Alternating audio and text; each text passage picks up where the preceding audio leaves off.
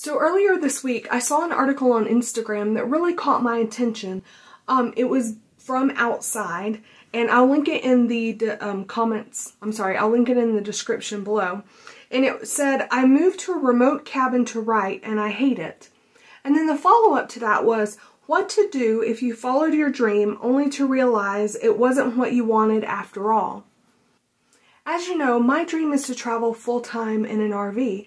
So what happens if I accomplish my goal and live my dream only to realize it's not what I wanted? Stay tuned and we're going to talk about that.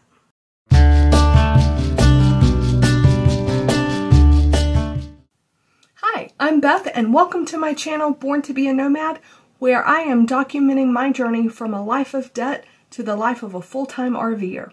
If that sounds like something you'd be interested in, please go ahead and hit that subscribe button. Today's video is coming to you from my son's room. I wanted to kind of switch things up a little bit and you know, change the location. And since he's in the Army, this is pretty much the one room that really stays clean. So here we are. So have you ever thought about it? I mean, is there something that you've always wanted to have, you know, like you wanted a new car, or you wanted to buy a house, or you dreamt of this new job or a new vacation or anything like that, and then once you achieved it and once you accomplished it, it wasn't what you thought it would be. You know, you had regrets. And you know, that's sometimes my fear about... Okay, sorry, I stopped for a second because I live in a twin home, which means I have a shared wall, and it sounds like my neighbors are hammering something, and I thought they'd stopped, but anyways, sorry about that. Okay, I think they're done. But, wow, we really got off track here. I don't even know if I should like start all over, or we'll just start from here. Okay. So is there, you know, back to topic, you know, there's a phrase called new buyer's remorse. And I think that, you know, that's really applicable here, because there's something, you know, you've dreamt of this new house or this new job because you hated your old one, or, you know, you're expecting everything to just be all hunky-dory with your new purchase, and, you know, you realize that, you know, the faucet leaks, and this is wrong, and that's wrong, and slowly it becomes, the new wears off, you know, the shininess wears off, and it's not quite what you thought it would be. And I think that, you know, when it comes to living in an RV, you know, the saying is, wherever you go, there you'll be. And I think that that's the thing about living in an RV, or moving to a new house, or moving to a new job, or having a new relationship. You know, sometimes I think that we expect those new things to fix our old problems, but wherever you go, there you'll be. You know, those problems go with you. So, like for me, if I'm wanting to live in an RV full-time and travel around the country, I can't do it expecting it to fix all of these things that I may think that I have wrong in my life. You know, I have to work on those things, and you have to address them, and you can't just think that running away from them is going to get rid of them. They'll always catch up with you.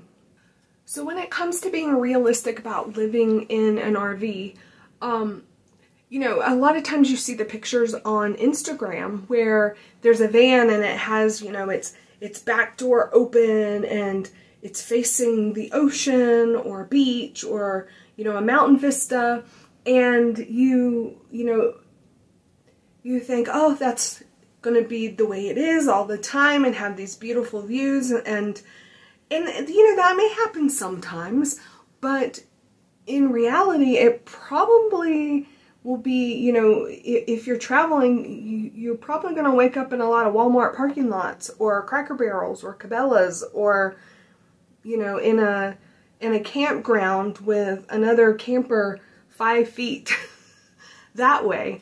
So, you know, it's it's important to be realistic about your expectations. You know, you're not going to have endless amounts of hot water. You're going to have to dump, you know, your black tank, your toilet tank. You know, there are all these things that, even though I've been camping before and I've gone for weeks and months in a camper, there are still things that I know that I'll face whenever there's no other option and there's no home to go back to, like there was in the cases, you know, in whenever I was younger and I traveled a lot. After watching lots of RV videos, you know, I realized that things will break. And, you know, here I am talking about these things, and I have experienced them, like I said, you know, my previous point. I have experienced them to some extent, but it's completely different when, you know, you're on the road and it's your responsibility. You know, as a child, I was with my parents, and so my parents would take care of them. And, you know, more recently, I went on a road trip with my dad, and it was his camper. So even though there were things that broke or things that we had issues with, it wasn't completely on me. It wasn't completely my responsibility. I may have helped fix them, but, you know, when you're out there by yourself, the buck stops with you. You know, you have nobody else, especially when you're flying solo. You know, you have nobody else that can help you. So you have to be ready and prepared, you know, have tools, have knowledge, have training.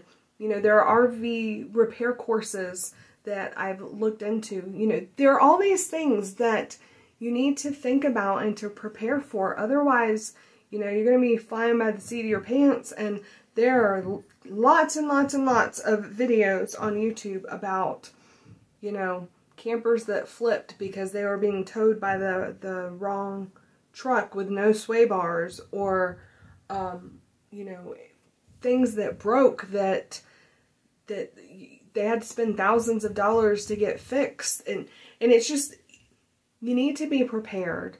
And I know that that's sometimes with anxiety, you worry about all those things over, and so you prepare too much so that you never take action, and that's what I'm really bad at. But still, you know, you need to be prepared and to come up, and it's not that it's to make you afraid or to stop you from doing something. It's so that when those things happen, and they will happen, it may not happen how you imagine it in your head, but it will happen. You know, you'll be prepared and it won't catch you off guard. So, like the author said in the article, you know, when things aren't exactly how you thought they would be, it's not the end of the world. Embrace the new.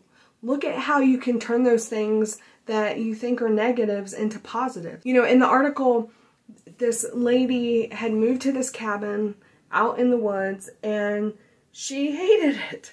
You know, she wanted to be a writer, and it just wasn't what she thought it would be. She was having writer's block. You know, I think it's perfectly natural to daydream and to think about, oh, you know, it's going to be like this or it's going to be like that. But when you have those moments, stop and think about it and really, you know, well, what if it's not like that? And what if it's not how you think it's going to be? You know, how can you handle it? Come up with contingency plans, you know, journal, write down your thoughts and your dreams and, you know, how you can handle it if it's not, just so that you're prepared. I think that for me anyways, because I am such a worrier, that preparation really is the key to being logical about things and, you know, not letting your heart run away as it chases your dreams, you know, because that may sound like it's fun, but it's in the long run, it's really not very practical. Anyways, well, that's really all for today. I know this video is kind of short, but that article really caught my attention, and, you know, I wanted to share if there's something that you had in your life that you always dreamed of and thought it would be, you know, spectacular, and then it really wasn't quite what you thought it would be, let me know down in the comments below. So I hope you have a wonderful day and a great week, and I'll see you next time. Okay, thanks.